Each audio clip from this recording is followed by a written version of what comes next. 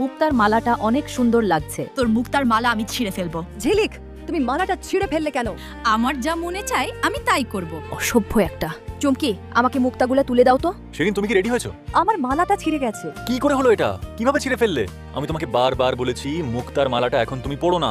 এখানে শিরিনের কোনো দোষ নেই, মালাটা ঝিলিক এসে ছিঁড়ে দিয়ে গেছে। তখন তুমি কি করছিলে? বস তাড়াতাড়ি চলুন, আমাদের দেরি হয়ে যাচ্ছে তো। চুপ করো, তুমি দেখছো না মালাটা ছিঁড়ে গেছে। বস তাহলে কি সেট আপ। ঝিলিককে এসএমএস দিন। রুবেল, আমি জানি কি জন্য এসএমএস করেছো। মালা আমি দিতে পারি, কিন্তু মিটিং এ আমাকে প্রধান হিসেবে পাঠাতে হবে। কিন্তু মিটিং এ শিরিনকে পাঠাবো বলেছি। কেন?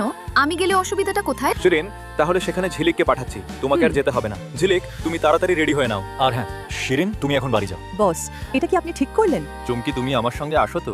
শোনো, তুমি গিয়ে চুপ করে ঝিলিকের মালাটা নিয়ে আসবে আর ড্রেসটা ছিঁড়ে দেবে। আমি এখনই যাচ্ছি। শিরিন, তুমি মিটিং এ যাবে না? না, আমি যাচ্ছি না। তাহলে চলো সিনেমা দেখতে যাই। ওকে চলো। দাঁড়া, তোর মিটিং এ যাওয়া চুটিয়ে দিচ্ছি। এই মালা তোকেও পড়তে দেব না। কাজ শেষ, মালাটা বসকে দিয়ে আসি। আমার জামাটা কি ছিঁড়লো? চুমকি, নিশ্চয়ই তুই ছিঁড়েছিস। বসের হুকুম মানতে হবে না। ও তাই নাকি?